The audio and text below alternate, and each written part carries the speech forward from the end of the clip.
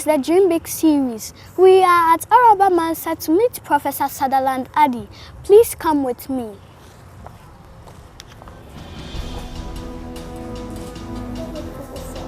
Good evening. Would you like to take a seat over here, please? Yeah.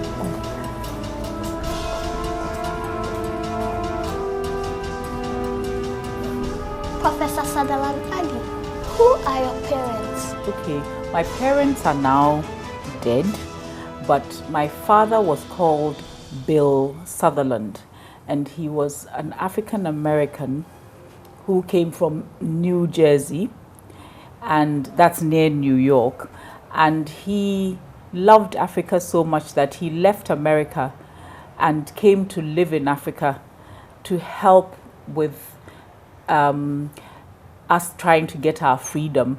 So, and then later on he worked in Tanzania and in Ghana. And my mother was called Ifwa Sutherland, and she was somebody who loved drama, and so she wrote a lot of plays, and she also worked with grown-ups and children to teach them how to do plays, how to act, and also how to learn about culture.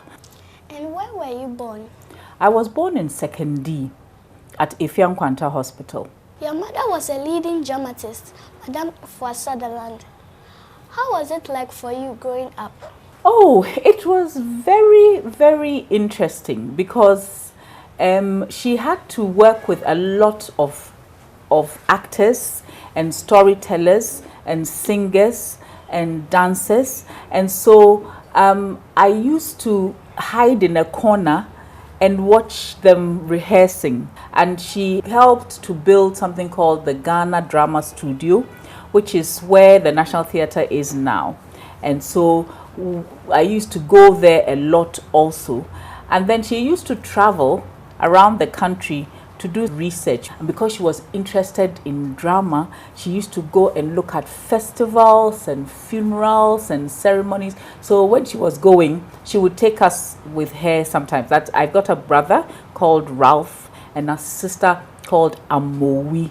And the three of us, she used to take us on the trips. And then sometimes too, when she was writing, we had to be quiet.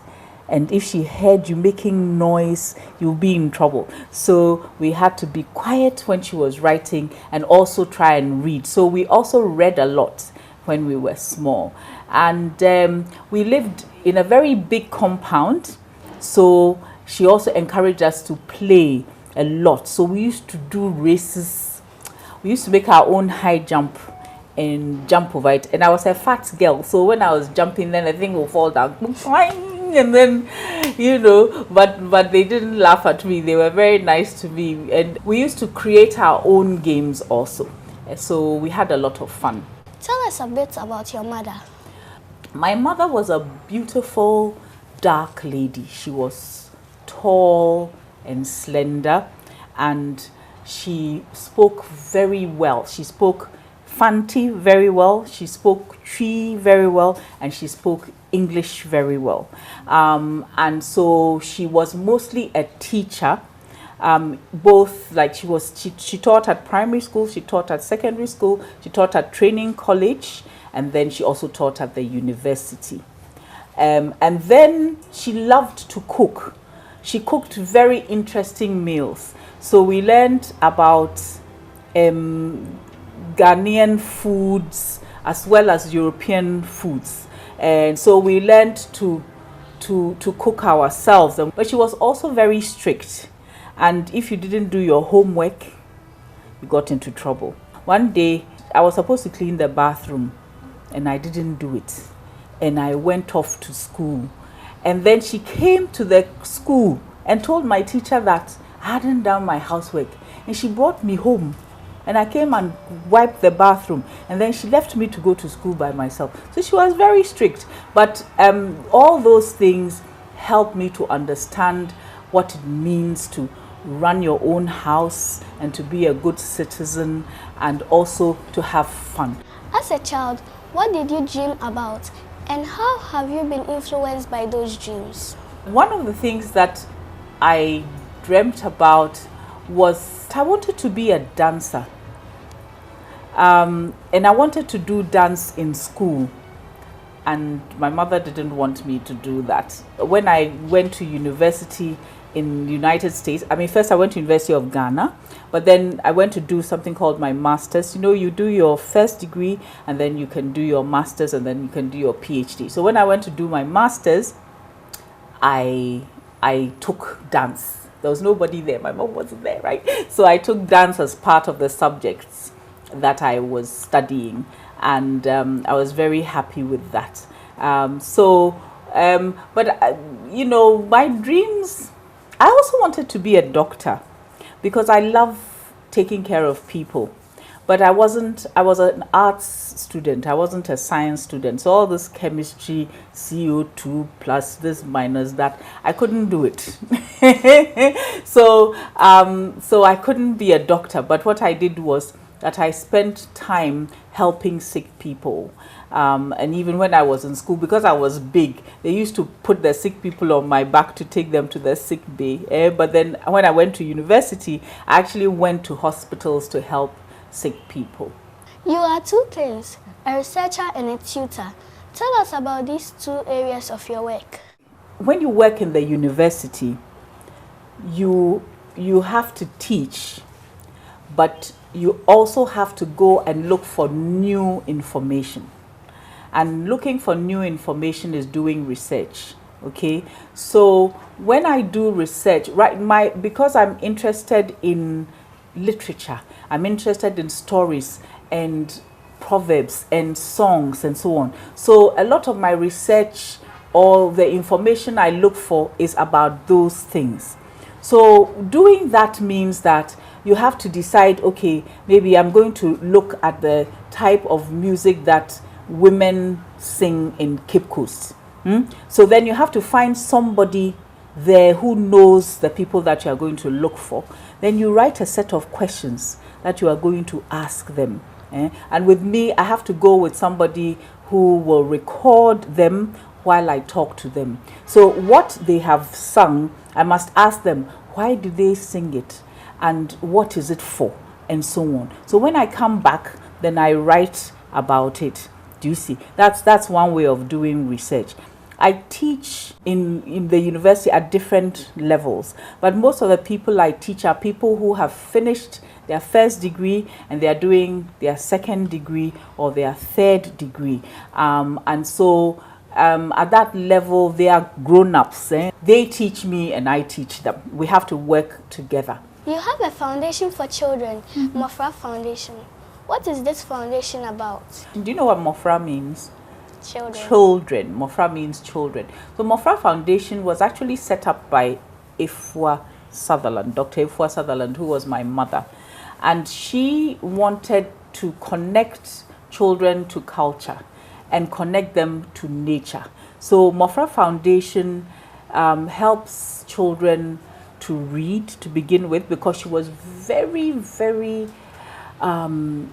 worried that children were not reading enough. So we help children to read, and then we help children to do drama, to do dance, to do artwork, you know, and then also to meet people, people who will inspire them. Mofra Foundation itself is trying to make a little park so that children can come and play and come with their families and so on. And then we also help adults to do things for children. So like we encourage adults to write books for children and to make all kinds of things for children. So we like to talk to people in government to make sure that they think about children. You know, because sometimes we do a lot of things, but we don't think about children.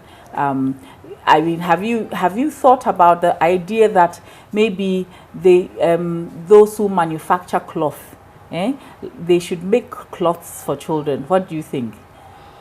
I think they should do so. They should make clothes for children. Yeah. So that's the sort of thing that we are trying to do. Okay, and we also want Ghanaian children to understand that they are Ghanaians, and so to learn their own languages, and also to know that they belong to a continent called Africa's. You were once a minister of state. Yes. Tell us your experience in politics. Yeah, it was kind of difficult for me because I was so used to being a teacher. Being a politician, sometimes you had to do things that you didn't want to do. So that was a little bit difficult. But on the other hand, it was a wonderful experience because what happens is that you have the chance to change the way things are done. So what we tried to do when I was in government was that we tried to improve how we learn and what we learn. So, and we tried, for example, to say that girls, for example, we should promote girls to do science, those kinds of things. We try to get more higher institutions, that's universities and polytechnics, so that when you finish secondary school, you will have somewhere to go. That's another thing that we try to do. I learned a lot. I learned about how to raise money for the country from organizations outside of Ghana. And when that happens, it's also difficult because you have to be very determined. You cannot be a good minister unless you are willing to learn a lot. And then you are willing, when you see other people, you must be very confident to tell them that this is what the country wants. So I learned a lot by being a minister. But I was very glad to go back to the university when the time came. Please tell us what drives you. I love my work. I love being able to share information with people and to learn new things. Because, the subject I teach, the students can also teach me. So I always find that very interesting. And the things that, people do for fun, like doing plays and reading books and watching films, that's my work. Can you imagine doing your work, being fun? So that's also interesting. But I want things to be done fairly. I think that there are too many situations in which some people are so poor and low, and some people are so well off. And so I want to help for there to be a balance. Do you understand what I'm saying? I know one thing that I learned from both my mother and my father is that each individual can make a difference. So I'm driven by the understanding that I can make a difference. How and where do you find inspiration? I find inspiration from all over the place, like from people like Rebecca, who are able to interview somebody on air. That's wonderful. When I see a small girl or a young person who is able to do things, I find it exciting. I know you're going to laugh, but when I go to speech days and I see little, like to kindergarten, and I see little children going, I see the moon and the moon sees me. Sometimes it makes me cry, because I think it's so wonderful that they are able to do these things. So I find that very inspiring. And then I'm inspired by nature, by birds and butterflies and trees and flowers.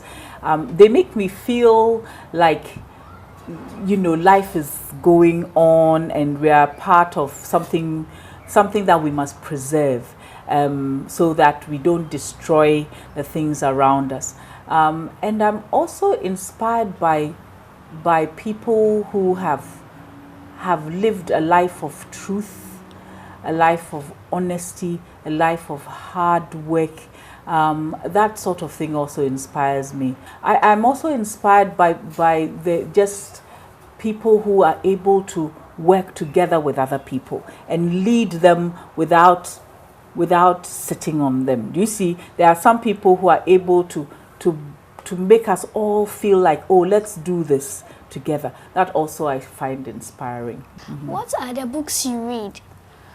I read a lot of different books. I read books which like children's story books, and our current Minister for Education, Professor Nana Opoku-Agyeman, has written a set of 5 books that have plenty of Anansi stories, but they've been written in a different way, and that's the set of books I'm reading now as far as children's books are concerned. But I also read books by grown-up Africans mostly. So some of the names that you might come to read later on, somebody called Wole Soyinka, who comes from Nigeria, and there's also a new Nigerian writer who writes very well, and when you grow up a little bit you can read her work. She's called Chimamanda Adichie. She writes about young African people, those who travel abroad and come back. You know, a lot of people now, sometimes they live in Ghana or Nigeria, and sometimes they live abroad, and so she writes about those kinds of people. So I read a lot of new writing by people from Africa, a lot, mostly because of the work that I do. And why do you read those books? Some of them because I have to. Because I need to know what the old writers have written and what the newer writers have written. But I also read them for fun. Some of the books are very, very, very funny. And so when you read them, you can be laughing and people will think that, you know, there's something wrong with you because you're sitting there laughing. And books can be really, really fun. Sometimes books can make you cry. Sometimes books can make you think. So I read because of that. So it's both for my personal use and also for work. And then I also read what we call articles. These are pieces of writing that are written about education, about culture, about development, and so on. Who has influenced you the most? My mother has influenced me the most. I happen to have gone into, doing the work in the area that she also worked in, and so what I learned from her has helped me to do that. But it's also helped me with being a mother. It's helped me with running a house. It's helped me with being part of a family, you know, and also just being a citizen of the world. So yeah, I would say it was my mother. According to UNICEF, more than 1 in 4 children live in poverty in Ghana. Yes. What are your thoughts about this? I think it's terrible, and I think that grown-ups in Ghana should be ashamed of themselves. I don't think we think about you enough or about children enough when we are making decisions, you know. So if we make decisions to say, okay, I'm going to dig gold in this river, you see, and I'm going to get money right now, but then I've forgotten that when I dig the gold and I put cyanide in the water, then it will spoil the water, and then when the young people come up, their rivers will be ruined.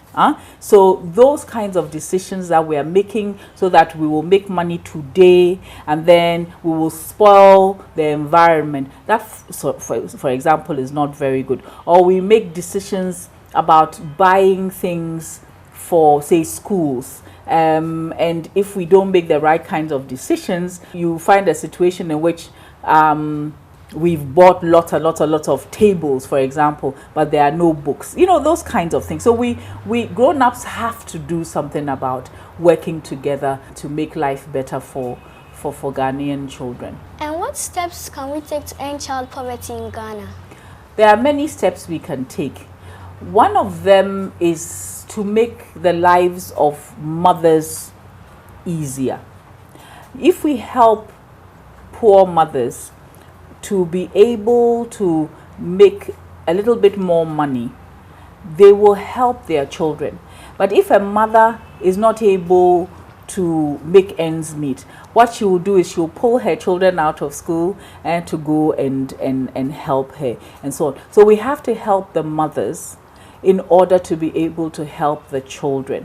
We also have to take decisions about things like immunization. Have you heard about immunization? There are all these diseases which we get when we can get if we are really small, and if we don't give the children the medicine at the right time to prevent those diseases from coming on, then when they grow up, they really have problems. So we have to deal with those kinds of situations. And then we ending child poverty also, we have to help children to learn that they must help themselves.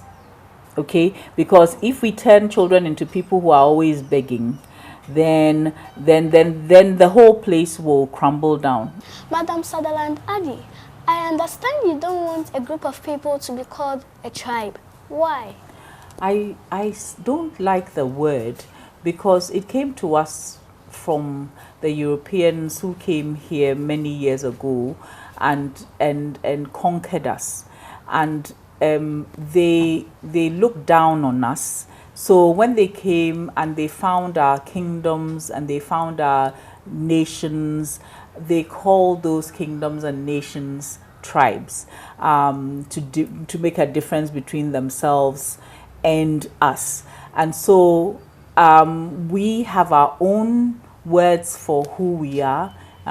You know, so we can use those words, Kwewufoɔ, Asantefoɔ, and Kainfoɔ, and so on. But where we're speaking English, there's a term that you can use, which is ethnic group, or you can use the word kingdom or nation, but not tribe, because it's like somebody telling you you are a fool, and then you go around saying I'm a fool, I'm a fool. Is that the right way to? Okay, so that's what I mean. That's why I don't like it. Could you please tell us a story that has made an impact on you? Oh, okay. There are many stories.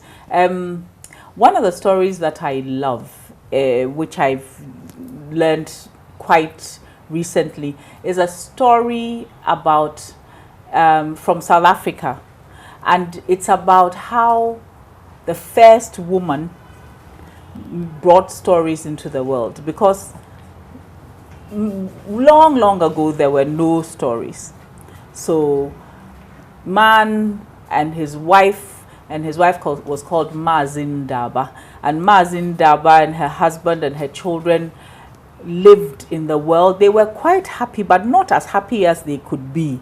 And Mazindaba realized that the reason why they were not happy was that they didn't have stories. So she decided to go and look for stories. So she went out and she met the elephant. And the elephant said, "Yes, I'm the wisest animal in the world, but I don't know where to find the stories. So why don't you go and ask the owl?" So she went to the owl and she asked the owl, "Where can I find stories? My children need stories. Otherwise, our whole world is going to collapse." So the owl said, "Ooh, why did you wake me up? Don't you know that in the daytime I must sleep? I don't know where stories are. I don't know anything about stories. You better go and ask the snake." So she went off to ask the snake, and the snake said, "Oh, I don't know where stories are. Maybe you should ask the eagle." So she went and she called the eagle, "Eagle, I'm looking for stories." And then the eagle, who had just fished, eagles fish for they use their talons and go in the water and take a fish, and it dropped the fish and said, "You see, you've made me lose my lunch. Why are you worrying me?" And she said, please, I want to find stories for my children." And so he said, "Okay, I'll help you." And he took her to the sea and he called the dolphin. And so the dolphin came out of the water and took Mazindaba to the people under the water. There was a big town under the water, and there was a king and a queen and a whole group of people under the water, and they were the people who had stories. So they told her, "All right, we're going to give you stories to take back with you, but your husband is an artist, so when you go out you must also bring us something from your world." And she brought stories back home to teach her family. And since then, we've been able to learn how to tell stories, and stories are how we stay alive, because what we do, we pass it on to younger people, and they pass it on to younger people, and that way we get to know how we lived. Yes. Okay. For the price of one. Thank you, Professor Sutherland-Addy, for conversing with us. Thank you. It was great meeting you.